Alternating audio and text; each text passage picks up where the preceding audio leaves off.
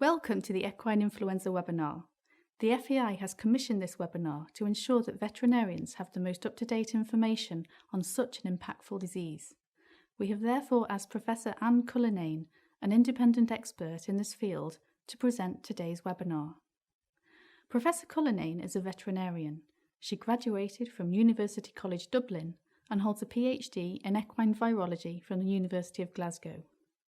Since 1987, she's been the head of virology at the Irish Equine Centre. The Irish Equine Centre is only one of 4 OIE reference laboratories for equine influenza in the world. She's an OIE expert for influenza, chair of the OIE Expert Surveillance Panel for Equine Influenza, and adjunct professor at University College Dublin and the University of Limerick. Her major interest is in evidence-based vaccination for horses, and she's recently completed a research project funded by the FEI and IFHA on evidence-based harmonisation of equine influenza vaccination requirements prior to international movement. Today, Professor Cullinane will explain the epidemiology of equine influenza and the importance of the virus. She will also talk to us about vaccination protocols and the OIE's vaccine recommendations. So today we're going to talk about equine influenza vaccination. And here we have a diagram of the influenza virus with its segmented RNA genome and its envelope. And it's the proteins which project from this envelope which are of most significance in healthcare. They're targets. The envelope glycoproteins are targets for the development of antiviral drugs and for the development of vaccines. So there are 2 of these proteins. One of them is neuraminidase. This is an enzyme, a sialidase, involved in the budding of virus from the cell and assisting the virus as it moves through mucus. Now, neuraminidase inhibitors block the release of virus. And one of these is Tamiflu, which during the last pandemic in people, many of our governments laid up big stores of Tamiflu for use in the population. However, these drugs are not used in horses, they're not licensed for use in horses, and have been purely used experimentally. So in horses, we're not relying on antivirals, we're relying on vaccination to prevent this infection.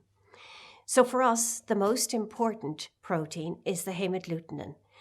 And the hemagglutinin projects from the envelope of the influenza virus particle and binds to cell receptors. So therefore, if the horse has antibodies against hemagglutinin, it blocks the attachment of the virus to the cell receptor. High antibody levels neutralize influenza virus. So hemagglutinin is a key vaccine component. And when we look at a product like Protect Flu, which is a canary pox recombinant vaccine, in fact, it only expresses the hemagglutinin. That's how important hemagglutinin is. So while it's the key to the control of equine influenza, it's also a protein that challenges us. And this is because influenza viruses mutate readily, they're subject to antigenic drift, and when we get little changes in the antigenic sites of the hemagglutinin, that virus is less readily recognized by pre-existing antibodies. So antigenic drift affecting hemagglutinin impacts on vaccine efficacy. Now, how do we name influenza viruses? We name them according to their type, type A, their host species, equine, their place of isolation, and their year of isolation.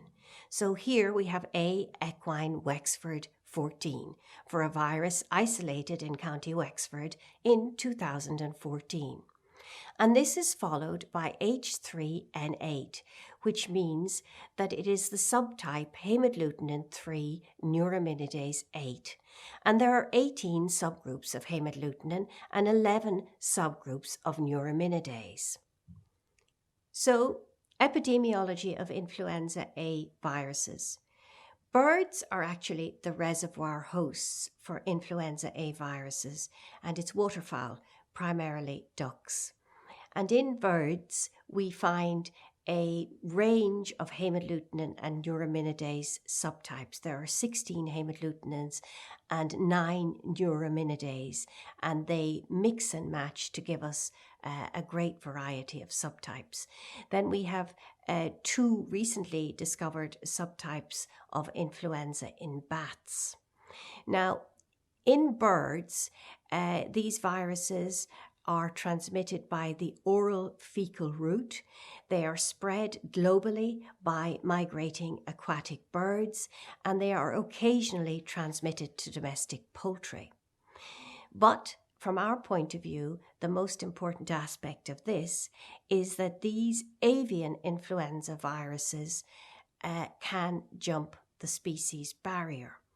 And we believe that equine influenza viruses originated in birds. Now, when influenza viruses jump the species barrier, usually they do not adapt properly. But in man, swine, and horses, influenza viruses have adapted and have literally become human influenza viruses, swine influenza viruses, and equine influenza viruses. And most of those viruses would have lost their ability now to replicate in birds. We're very fortunate in the horse in that there have been only 2 stable lineages, H7N7 and H3N8 viruses. These are the 2 subtypes of influenza viruses that have adapted to the horse. So H7N7 was first isolated in Eastern Europe in 1956. So sometimes in a vaccine you'll see that it contains Prague 56 H7N7. Now, after the mid-50s, this virus spread in Europe, Asia, and the United States and was associated with outbreaks of disease. But it is currently inactive, and we consider that it's most likely extinct. And the OIE, the World Organization for Animal Health, recommends its removal from the vaccines. H3N8 then is our primary focus. This virus was first isolated in Florida in 1963, and it's been responsible for outbreaks of influenza almost worldwide. Equine influenza H3N8 is endemic in Europe and North America. In fact, the only 2 countries which have sizable horse industries which have not been affected by equine influenza are Iceland and New Zealand. This virus is considered to be the most important cause of infectious respiratory disease in the horse. Now, why is that? It's not because it's extremely pathogenic. Fatalities with equine influenza virus are rare. It's because it's highly contagious, and its spread in naive or susceptible populations can be explosive. So spread of equine influenza virus and big outbreaks of flu can result in cancellation of equestrian events. So this is of immense economic importance. Also, equine influenza spreads readily around the world because of the mobility of horses. Horses are the species that are most likely to be found on an airplane after us humans. So they move around the world. They usually vaccinated to be allowed to enter a country. But vaccinated horses may show no clinical signs but can shed virus.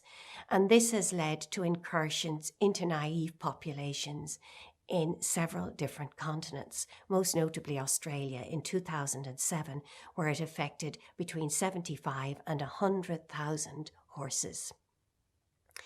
Flu is also of importance in vaccinated populations, where it causes sporadic outbreaks, and this is very disruptive to training. It's disruptive again to equestrian events. And of course, we have the problem with equine influenza that mutation compromises vaccine efficacy. What are the clinical signs of flu? Well, the three main clinical signs of flu are pyrexia, a dry, deep cough, and nasal discharge, usually serous, but can rapidly become mucopurulent. These are the three cardinal signs of equine influenza. Then we may have enlarged lymph nodes, we may have lack of appetite, inappetence, a bit of limb edema. Recovery from influenza can be a little bit prolonged and complicated because the virus damages the ciliated respiratory epithelial cells, and this in turn impairs the mucociliary clearance mechanism. So when a horse has recovered from the virus infection, damage to this mechanism can make the horse more susceptible to dust particles, to bacteria, and to other infection with other viruses. Also, influenza virus replicates in the lower respiratory tract and on occasion can cause pneumonia. Rare enough in partially immune populations such as we find in Europe and North America, but can be a major problem in working equidae in some of the developing countries, particularly if horses are worked strenuously while they have influenza. Now, the clinical signs vary with the strain of influenza, and in recent years we've been quite fortunate because the influenza viruses that are in circulation seem to induce relatively mild disease. Also, when a horse is vaccinated, obviously they will have at least partial protection against these clinical signs, and in fact the infection may be subclinical.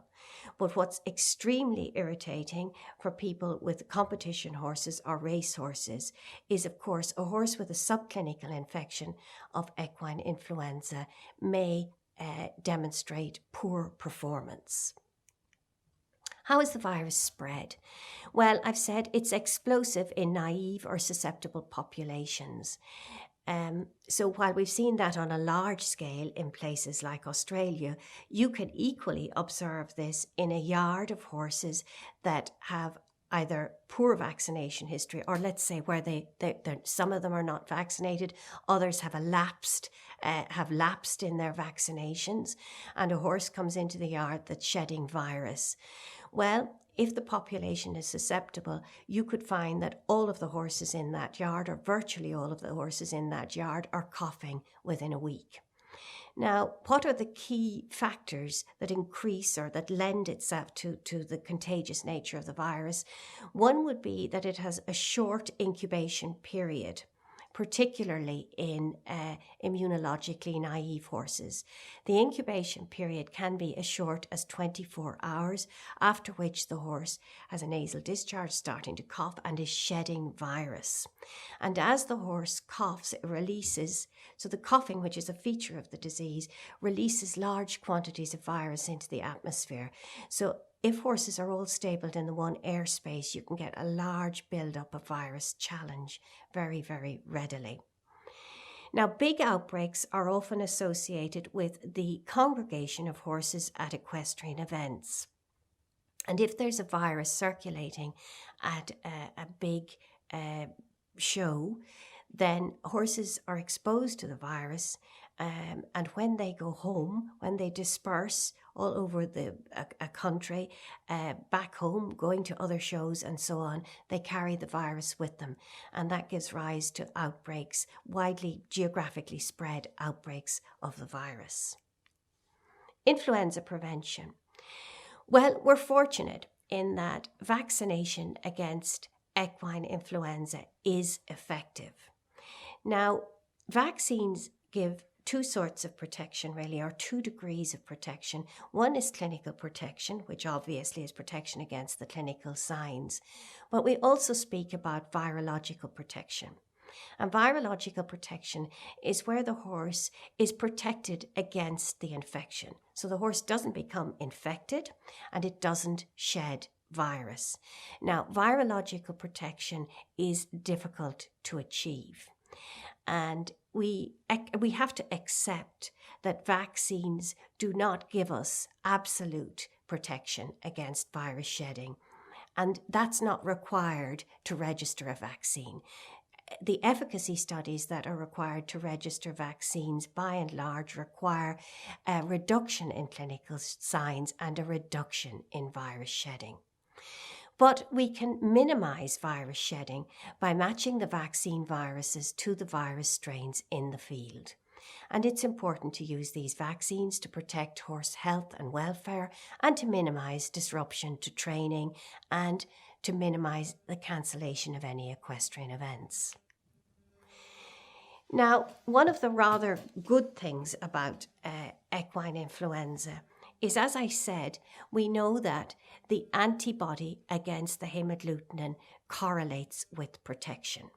So antibodies induced by vaccination can be measured by a couple of different techniques, but the technique that is standardized internationally and for which we have OIE standards is the single radial hemolysis test.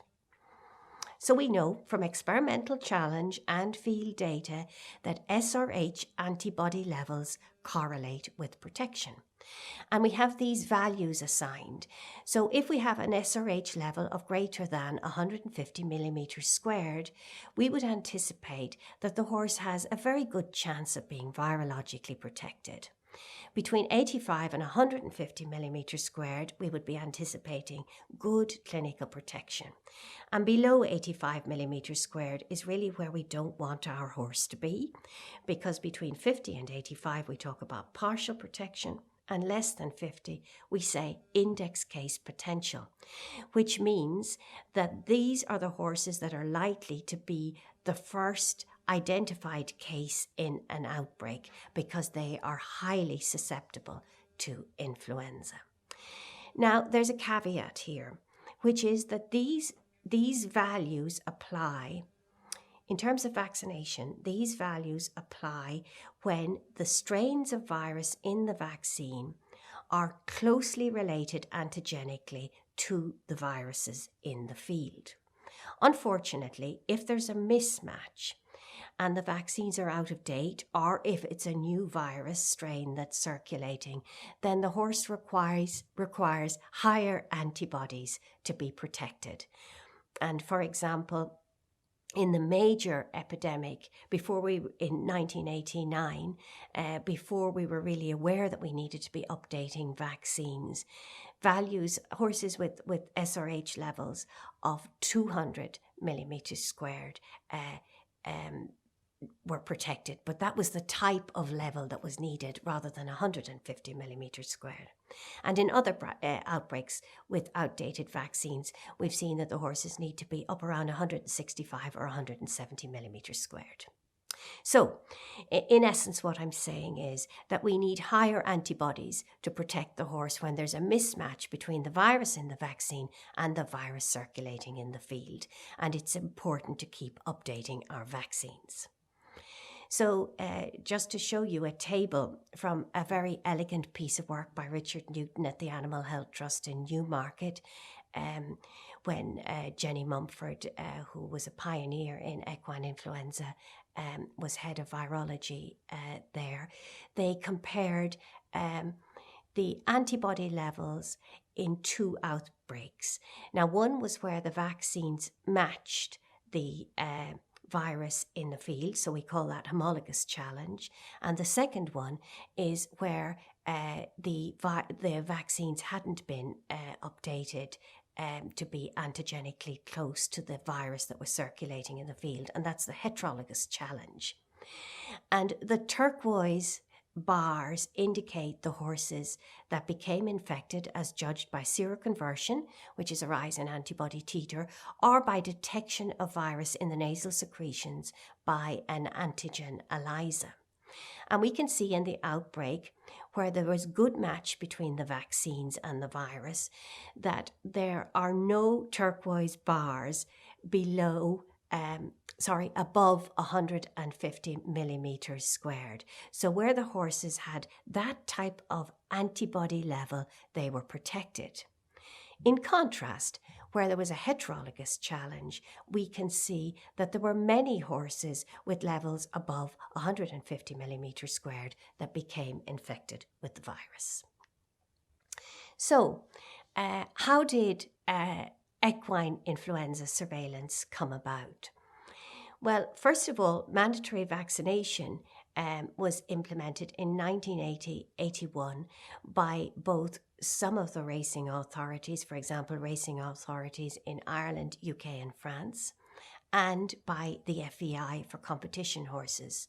And this mandatory vaccination was in response to a major influenza outbreak in 1979, which led to the cancellation of race meetings and equestrian events. So after the introduction of mandatory vaccination, there was a type of honeymoon period where for almost a decade there was very, very little flu identified in horses. And then in 1989, there was a major epidemic of equine influenza. And when the virus was characterized genetically and antigenically, it was found that this virus had evolved to be quite different from the virus in the vaccines. So that epidemic in 1989 involved many vaccinated horses. And then there was a realization that if we're to have mandatory vaccination and owners have to invest in equine influenza vaccines, then there's a responsibility for us to make sure that these equine influenza vaccines are as effective as possible. So it was decided that equine influenza surveillance needed to be implemented in a formal manner, a little bit akin to the type of surveillance you have for human influenza. And in 1995, an expert surveillance panel was put together under the auspices of the OIE, which, as I said, is the World Organization for Animal Health.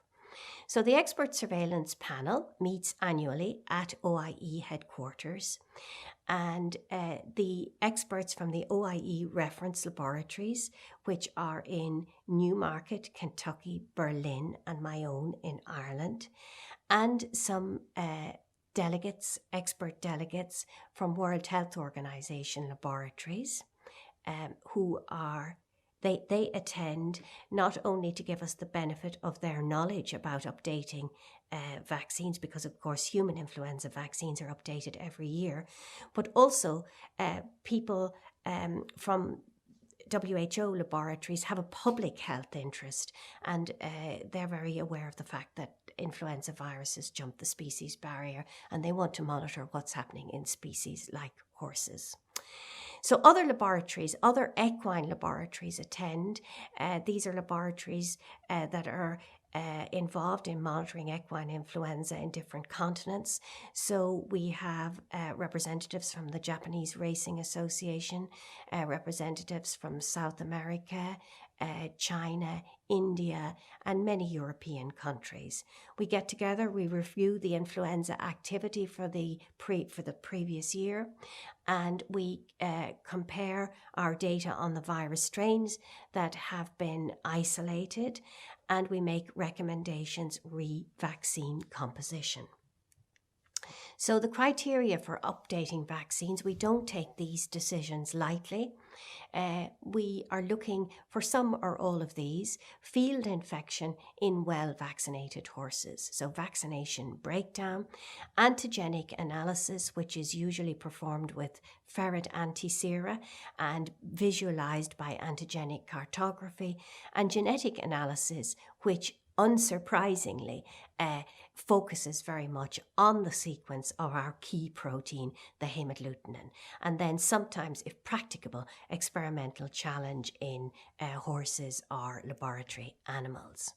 So just looking at the phylogenetic evolution of equine influenza, which is really like a family tree, in the late 80s, early 90s, there was considerable evolution amongst equine influenza viruses, and they diverged into two lineages, which we term the Eurasian lineage and the American lineage. And then bit by bit, the American lineage predominated, took over. It subsequently divided into 3 sublineages, of which the Florida sublineage prevailed. And for many, many years now, the outbreaks of equine influenza have been caused by viruses from 2 clades of the Florida sublineage.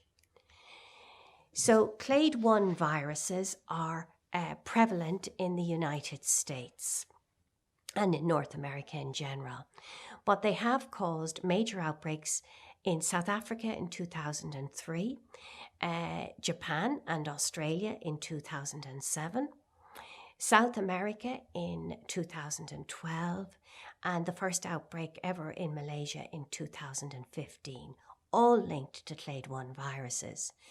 And we, since 2009 in Europe, we occasionally encounter outbreaks that are caused by clade 1 viruses. But in Europe, clade 2 is more prevalent. Clade 2 viruses have also caused problems in Asia, in Mongolia, China, India, and the first recorded outbreak in Turkey in 2012. So these viruses have no problem getting around the globe. It's worth making a note here that we've had very few Eurasian viruses since 2003. So the viruses we're concerned with are clade 1 and clade 2 of the Florida sublineage. So when we come to vaccine strain composition, the OIE recommendations since 2010 have said that there's no requirement for an H7N7 virus in the vaccines or a representative of the European lineage, but to include representatives from each of the Florida sublineage clades. So the vaccines should have a representative of clade 1, such as South Africa or Ohio O3-like virus, and a clade 2 virus, which would be a Richmond O7-like virus. Most vaccines are not OIE compliant. In terms of multinational companies that have invested in updating their vaccines to include clade 1 and clade 2 viruses, Boehringer Ingelheim were to the fore at doing this with their Vetera range, and it is likely that other brands will be available soon, so it's important to check the data sheets. In Europe, Marial updated Protec Flu to include both clades. Marial is now part of Boehringer Ingelheim, and Protec Flu is available in some countries outside of Europe. National vaccines have been updated in South America and in Japan. Now, how to avoid vaccination breakdown? So when we look at large outbreaks in the field, now in vaccinated horses, there are 2 main factors that these are associated with. One is where we have vaccine strain mismatch. So choose a vaccine that's compliant with the OIE recommendations. Read the data sheet, make sure it's got clade 1 and clade 2 viruses. The second factor that's involved in a lot of these large outbreaks is the mixing of horses of different vaccination status. And it's strange how, when it comes to our children, there's a really good understanding amongst the public about herd immunity in terms of measles vaccination and the value that all the children in the creche must have their vaccines up to date. But suddenly, for horse owners, they seem to drop the ball in this area on occasion. And it's not unusual to find that in amongst very high-class competition or race horses, we have young horses that are not vaccinated. So unvaccinated horses may be horses that never leave the yard, so they may not be the source of virus. But remember that vaccinated horses may show no clinical signs but can shed virus. So a well-vaccinated horse might bring virus back with it when it returns from a show. This virus is then contracted by the uninfected horse, which becomes the index case, the first horse to show the clinical signs. In such a horse, a susceptible horse, you're going to have a very short incubation period, and you're going to have virus shedding in large quantities for several days. So these horses become amplifiers of virus, and very quickly in a situation like that, the other in-contact vaccinated horses can succumb to infection, and albeit that some of them may show no clinical signs, it's going to impact on their performance. So it's very important that all horses in a yard are vaccinated, irrespective of their activity or of their owners. In a livery yard should have an umbrella vaccination policy. When it comes to new arrivals, if there's any question about their vaccination status, it's very easy to take a blood sample, submit it to a specialist equine laboratory, have the antibodies measured, and see if a booster is needed. For vaccination, obviously the most important thing is to comply with the relevant regulations for competition and international movement, and these are not always harmonised. But compliance with, for example, the FEI, the racing authorities, regulations, this compliance is vital for the protection of the industry and to ensure business continuity. Maybe above and beyond that, though, we need to think about strategic evidence-based vaccination, not just to protect an industry, but to give us maximum protection for an individual premises in our care or for individual horses. Okay, so if we look at the immunity dynamics of the vaccines, what I'm concentrating on here is the antibody response to the hemagglutinin. The pattern of response is the same for the three main types of vaccines. So there's a live vaccine available in the United States, but globally, the major type of vaccines are whole inactivated virus, subunit vaccines, and canary pox recombinant vaccine. So, what can we expect? Well, with the first dose of vaccine, one expects a moderate response, and some horses don't respond to the first dose of vaccine. So it is not unusual to have poor responders to the first dose of vaccine in the field. When the horse receives its second dose of vaccine, this usually elicits a strong antibody response, which declines rapidly. And one of the problems is that between the second dose of vaccine and the first booster, which is the third dose of vaccine, the horse has a period often with very low titers or levels of antibodies, and sometimes for a period undetectable antibody levels. And we refer to this as the immunity gap. And we're concerned about it because we worry that horses in the immunity gap have index case potential. So after the third dose of vaccine, which is equivalent to the first booster, the horse usually mounts a strong response. And once again, these levels decline significantly within 3 months, but not to the same level as after the second dose of vaccine. So we're not talking about an immunity gap to the same extent as exists between the first and second dose of vaccine. And as we repeat these boosters in young horses, their antibody titers increase in level and in durability. In older horses that have been vaccinated many times, often the antibody levels are stabilized. And there's actually a correlation between high antibody levels and failure to respond to vaccination.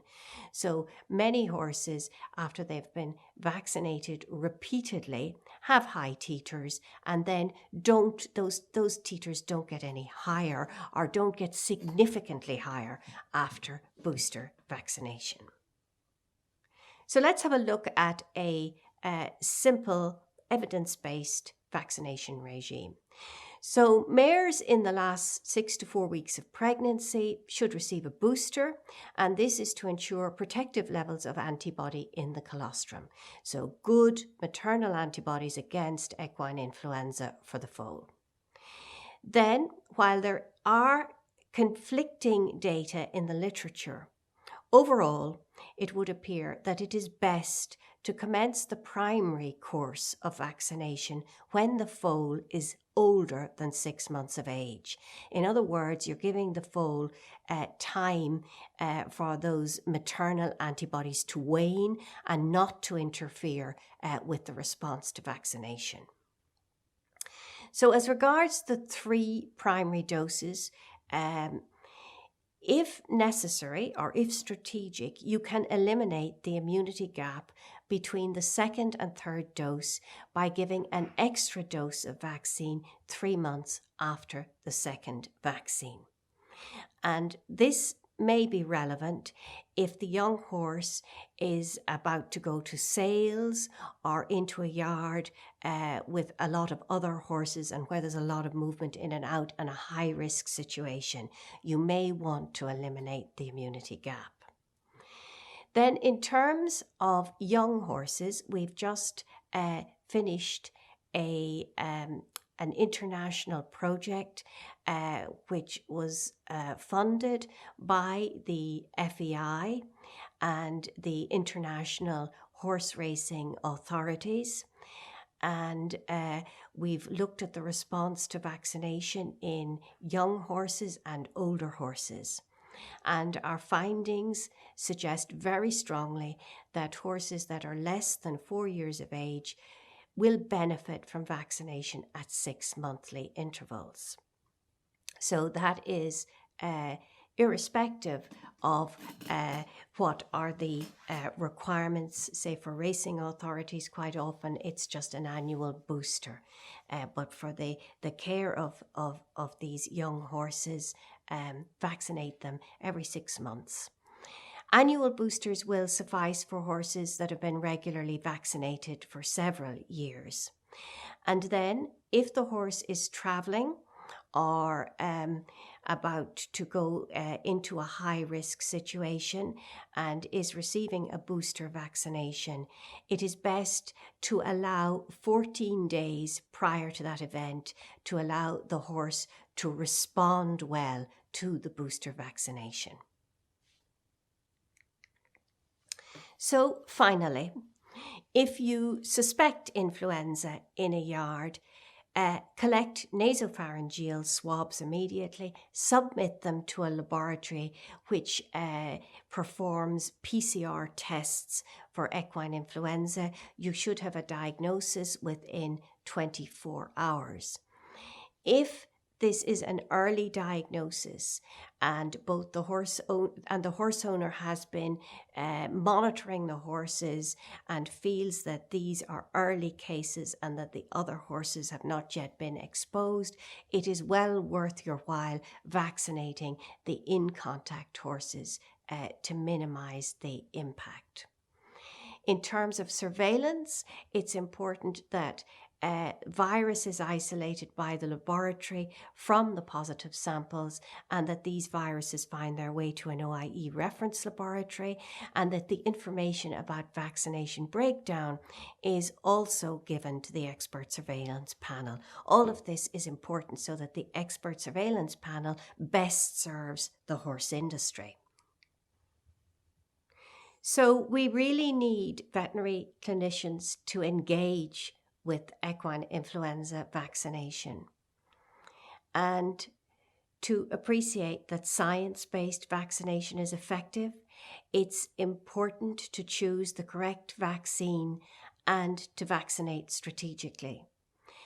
And this will result in healthy horses, business continuity for the equine industry, and happy owners who are not suffering from loss of competitions due to poor performance in vaccinated horses. So equine influenza vaccination is much more than a stamp in a passport. Thank you. Following Professor Cullinane, I'm going to give you a practical explanation of the FEI requirements for equine influenza vaccinations. Horses have to be vaccinated according to the FEI veterinary regulations, and this allows them to enter the FEI stables area and/or participate in FEI events.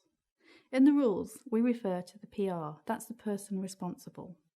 The PR is the rider, the driver, or in cases of vaulting, the lunger of the horse, and it's their responsibility to ensure that the horse is correctly vaccinated and that the vaccinations have been recorded in the horse's passport.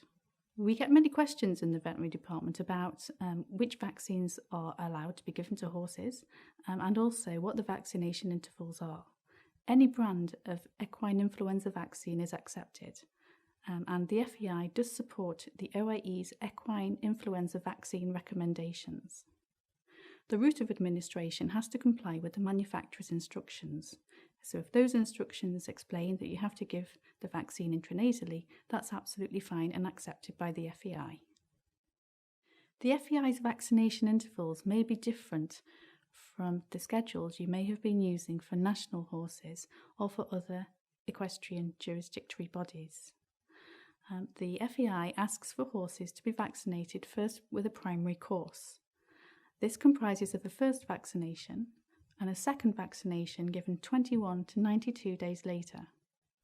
After that, the horse has to be vaccinated with a first booster within 7 calendar months.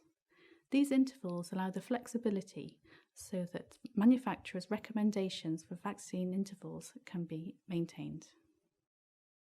Subsequent boosters have to be given at no more than 12-month intervals. Now, the FEI has a special rule for horses that are competing in FEI events, and so these horses must have received a booster within 6 months and 21 days of arriving at the competition. Sometimes this may be several days before the horse actually competes at the event. As we said, the first booster has to be given 7 months after the second vaccination of the primary course. However, there is an exception to this rule. For horses that have had their primary course before the 1st of January 2005, don't need to have that first booster at 7 months, but the booster must have been given no more than 12 months after that second vaccination. And it's important to remember that the horse mustn't have had an interval of more than 12 months between each of the subsequent boosters. If the horse has more than 12 months between their boosters, they have to restart with the primary course again. Vaccination details have to be recorded on the vaccination pages of the horse's passport and signed by a veterinarian. We understand that sometimes passports can get lost, and sometimes we run out of space in the passports to record the vaccinations. So in those cases, new or duplicate passports are issued. It's not necessary to rewrite all the vaccinations back into the passport, and you can use a summary statement. It's quoted in the veterinary regulations, and it's here. The vaccination history of this horse is correct to date in accordance with the FEI veterinary regulations. The last vaccination on, and then you have to insert the date. You also have to insert the date on which you write the statement and also sign the statement. We appreciate that sometimes mistakes can happen. Therefore, we have a procedure that you have to follow to make a correction in a passport. All you have to do is mark a single line throughout the incorrect information, put your initials next to the deletion, re-enter all the details onto a new line underneath, and just remember that it's not possible to use correction fluid. We won't accept passports where correction fluid has been used. I would like to explain a few considerations for veterinarians that they have to bear in mind. It's not possible to give vaccinations to horses at FEI events, and this is a new rule for 2018. Vaccines must only be administered by veterinarians. And if the person responsible comes to a show with a horse that's incorrectly vaccinated, they could receive a sanction for it. The person responsible could receive either a fine or their horse may not be allowed to compete in the competition. Fines are given if the vaccination record is not up to date. As we said, in order for a horse to compete, they must have had their last vaccination within 6 months and 21 days of arriving at the event. If the horse has had their vaccination for up to 4 weeks beyond the 6-month 21 days, then the horse can compete in the competition, but the PR will receive a fine. If the horse has been vaccinated more than 4 weeks beyond the 6 months 21 day interval, then the horse won't be allowed to compete. The horse also won't be allowed to compete if there are no vaccinations recorded in the passport, if the horse has been vaccinated within 7 days of arriving at the event, if the horse has been incorrectly vaccinated following a warning, and if any of the booster vaccinations have been given at more than 12-month intervals. I would like to thank Professor Cullinane for sharing her expertise with us today. We hope you've enjoyed listening to the webinar and that it's been helpful in gaining an evidence-based perspective of equine influenza and the OIE's current recommendations in protecting horses against such an important disease. Thank you.